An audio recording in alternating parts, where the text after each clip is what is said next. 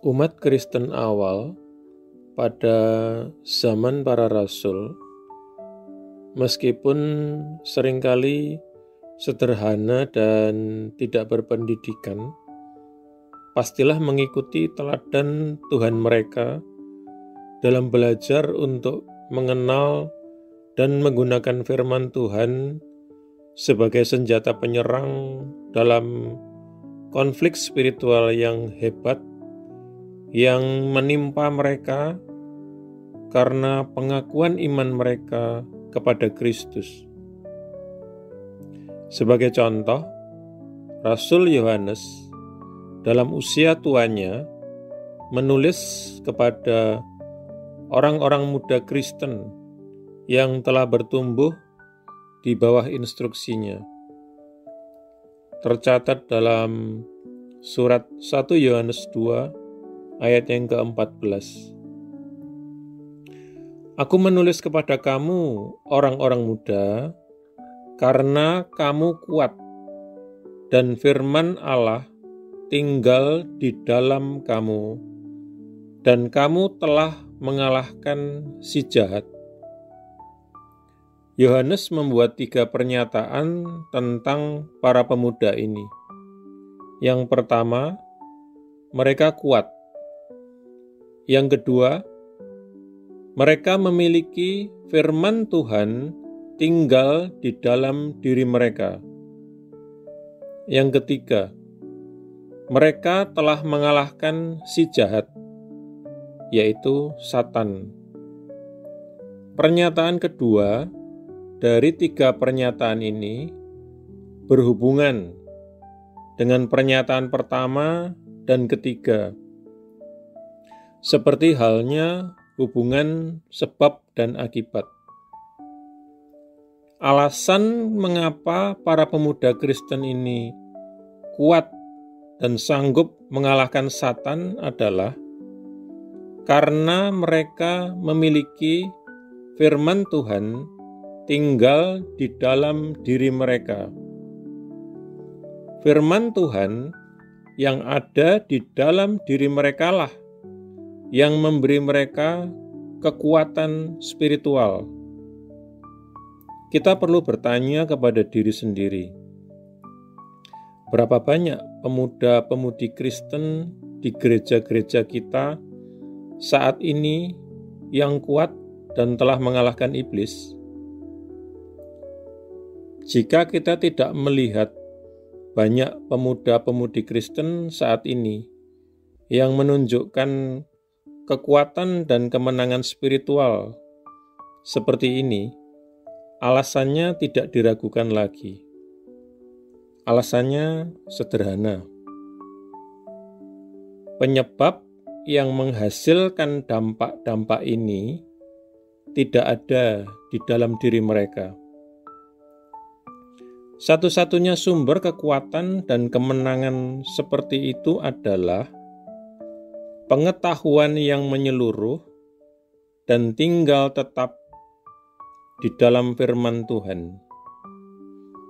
Orang muda Kristen yang tidak diajar secara menyeluruh dalam firman Tuhan tidak akan pernah benar-benar kuat dan berkemenangan dalam pengalaman spiritual mereka. Saat ini kita berada dalam bahaya besar, meremehkan kapasitas spiritual orang-orang muda dan memperlakukan mereka dengan cara yang terlalu kekanak-kanakan. Bahkan ada kecenderungan untuk menciptakan kesan pada orang-orang muda saat ini bahwa Tuhan telah menyediakan bagi mereka semacam standar kekristenan khusus dengan tuntutan-tuntutan yang lebih ringan dan standar-standar yang lebih rendah daripada yang Tuhan tetapkan kepada orang-orang dewasa. Dalam hubungan ini, Salomo membuat pernyataan yang sangat relevan dan tajam. Karena masa kanak-kanak dan masa muda adalah kesia-siaan. tercatat dalam Pengkhotbah 11 ayat yang ke-10. Dengan kata lain, masa kanak-kanak dan masa muda hanyalah tampilan-tampilan fisik yang dengan cepat berlalu, yang sama sekali tidak mengubah realitas-realitas spiritual abadi yang menyangkut semua jiwa-jiwa. Putri daripada William Booth, Catherine Booth Cliburn, mengungkapkan pemikiran serupa ketika dia berkata, "Tidak ada jenis kelamin dalam jiwa. Realitas-realitas spiritual yang dalam dan abadi yang menjadi dasar kekristenan sama sekali tidak terpengaruh oleh perbedaan-perbedaan usia atau jenis kelamin. Kekristenan didasarkan pada kualitas-kualitas seperti pertobatan, iman, ketaatan, pengorbanan diri, pengabdian. Kualitas-kualitas ini sama bagi pria maupun wanita, baik anak laki-laki maupun anak perempuan." Kita berdoa. Bapa Surgawi, terima kasih karena hari ini aku dapat menjadi contoh bagi orang-orang muda lainnya, sehingga mereka melihat kehidupanku dan bersemangat untuk berfungsi sepenuhnya dalam kuasa Roh Kudus-Mu. Tuhan, aku merindukan pasukan spiritual orang-orang muda yang ingin Engkau panggil hari ini. Amin.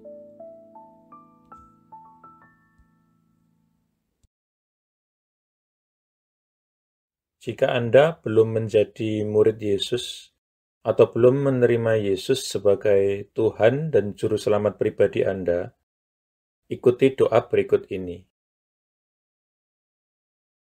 Tuhan Yesus Kristus, aku percaya bahwa Engkau adalah Anak Allah dan jalan satu-satunya menuju kepada Bapa, dan bahwa Engkau telah mati di kayu salib untuk dosa-dosa yang aku perbuat, dikuburkan, namun kemudian Engkau bangkit kembali dari antara orang mati, supaya aku dapat diampuni dan menerima hidup yang kekal. Aku menanggalkan segala kebanggaan dan pembenaran diri sendiri agamawi, dan segala macam gengsi yang tidak berasal daripadamu. Aku tidak punya klaim apapun atas belas kasihan-Mu, kecuali bahwa Engkau telah mati menggantikan aku. Sekarang aku tidak akan memberontak dan berdosa lagi kepadamu, ya Tuhan. Dan aku menyerahkan diriku kepadamu, karena sesungguhnya Engkau adalah Tuhanku. Aku mengakui segala dosa-dosaku di hadapan-Mu, dan aku tidak menyembunyikan apapun.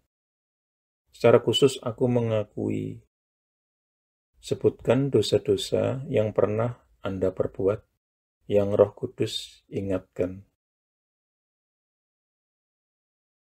Aku bertobat dari segala dosa-dosaku, ya Tuhan. Aku berbalik dari mereka, dan aku kembali kepadamu, ya Tuhan, untuk belas kasihan dan pengampunan-Mu. Aku memohon pengampunan-Mu, terutama atas dosa-dosa yang menyebabkan diriku terkena kutuk. Lepaskanlah diriku juga dari akibat dosa-dosa bapa leluhurku di masa lalu.